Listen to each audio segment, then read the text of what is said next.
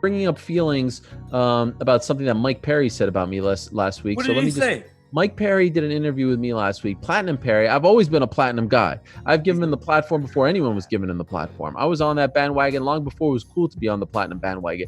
He does an interview with me and apparently gets a little bit worked up because I'm asking him about his, I think, ex-wife, girlfriend situation. First, let me just say, if you put your private life public, it is fair game to ask about these things. Am I wrong? Yes, it is. Nope, his you're right. Wife was in his corner for all his fights. Like, she was a big part of who he was. Her name was the Platinum Princess, right? Like, I don't know if she still calls herself that, but like, she was a part of his story, right? Yeah. And all of a sudden, if you follow him on social media, it's all about his new girlfriend. Very happy for him.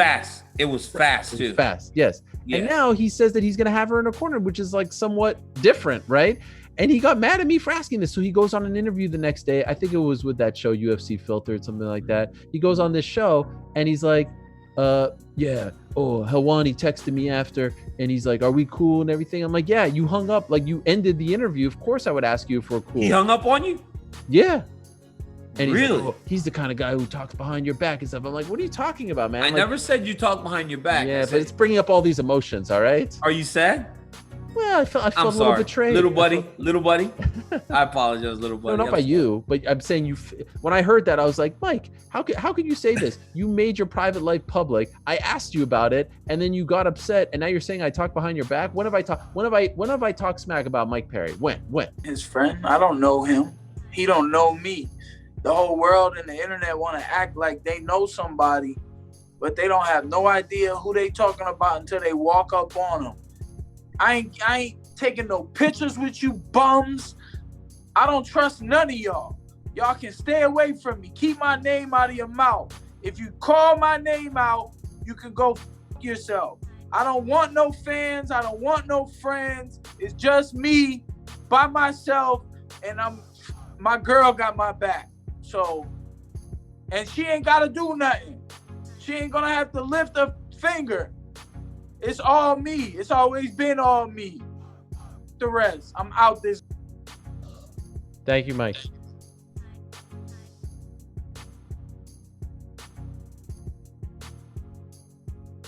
She's trying her best. She's trying to be more.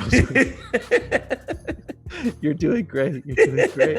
You're doing great. Like, yeah. Hey, listen. I can be in the ring. You're doing great. Yeah. Somebody that Bob says that I'm slapping him. I'm like, Bob, give me some direction here. But she just said you're doing great, and Mike seemed to love it. But the craziest thing to me was Mike's like giving all the instructions. He's like, just put water on my neck right here. Give me a little drink. It's like Mike's cornered himself. So Mike actually cornered himself. It was amazing. Now, is it possible that Mike Perry's a genius because he got two cornermen for this fight? He had Bisping and Dominic Cruz there talking to him throughout the entire fight. This was the one time to try this out, right? Man, 170 is such a great place for me, but I want to fight Darren Till. I do want to fight that guy. I mean, if I see him in person, I'm going to fight him. Nobody's going to stop me. I'm going to grab him. I'm going to stick my finger in his eye, and I'm going to get a hold of him. And I mean, I'll say it out loud because I don't care. I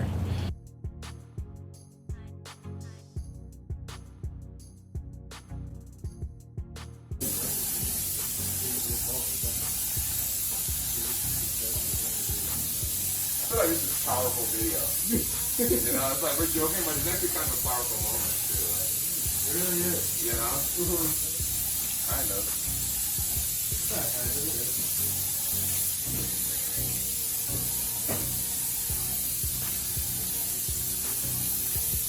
Why does that wall look great, Brad? Really does. I really like the young Brad.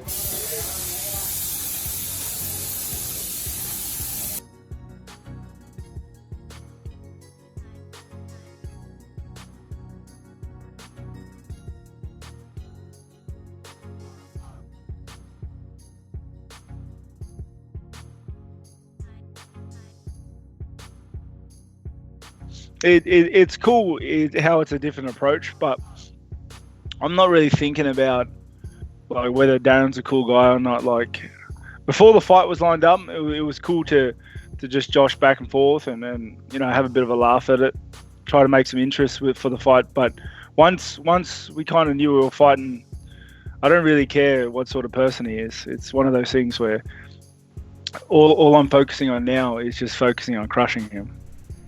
Well, yeah, for one, let me just say, I have no friends in the middleweight division. I can't be friends with anybody I could be fighting, so let's just clear that up. And two, mate, we're in the fight game. You know, it's cool to be lined up with a guy that isn't acting like a Gronk. But at the end of the day, he's coming to take what's mine, and I'm coming to take what's his. And you know, that's the game we're in. That's the fight game. That's the fight world. Yeah, well, it's going to be an exciting fight, and we're all looking forward to it so much. But when you come to look at this relationship building into the fight, I'm just wondering, is he messaging you behind the scenes? Do you guys speak? Do you guys DM? Has there been any conversations outside of what we've seen on social media? No, not really. Not really. It's like we're just cool. We're cool. He's doing his thing. I'm doing mine. You know, we have a bit of fun, but we're both respectful. But you know, don't get us wrong. The weeks are getting closer, and our sights are set on each other's faces. You know, it's wartime. You know, I'm ready for the fight of my life, and I'm going to bring the fight of his life.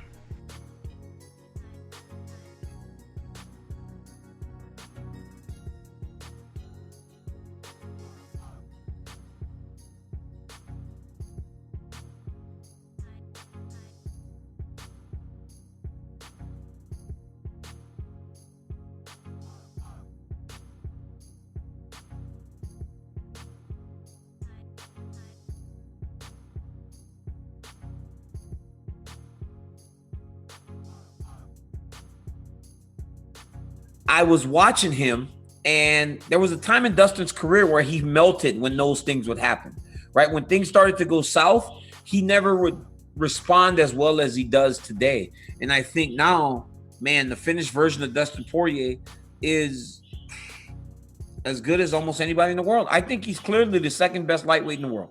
I'm going to say it. I think it's true. I just think that Khabib has kind of separated himself, because you got to remember, he beat Justin Gaethje, who's fighting for the belt next, you know? So big win for Dustin, but honestly, hats off to Dan Hooker too. So you're saying you want to see him fight Conor? You know, that'd be good. I'd like to watch him fight You think it changes? You think the outcome I just think changes? it's a different fight today, right? Dustin's big, he's strong. I think when he was cut, you know, just as we saw with TJ Dillashaw down at 125, when you're cutting that massive amount of weight, sometimes your chin doesn't hold up. And I think that was one of those cases where Conor landed a beautiful shot, but Dustin at that point was starting to really he was wearing his time at 145 out. Because how many times did he fight at 145 after Conor? Can you look that up? Yeah. Because I don't think it was many. Because I think after that he realized it was time to go up to 150. Like, just go out and say it. I'm not saying he beats Conor. I don't know. I'm just saying that. Why are you afraid to say it? Either you're on his side or you're not. I'm not even afraid of anything. I'm not afraid of. Hey, listen. You're talking about 155-pound fighters. I'm not afraid of anything. I'm telling you that I don't know how the fight plays out today, because I think he's more refreshed, right? He's still cutting a lot of weight at 155. And we do know the type of power that Conor possesses. I think it's an interesting fight. I think it's a much better fight today than it was back then, partly due to the fact that he's not depleting himself so much to get to 145. What about Nate versus Poirier? We were supposed to see that 2 years ago. That's a great one too. That's another one I would sign up for right away. I just think though that and again, I'm talking as a guy that knows Dustin, right? Like, I'm not talking just like I'm talking as a guy that knows Dustin. I'd prefer to see one of those guys where it's not going to be just another train wreck like we saw last weekend.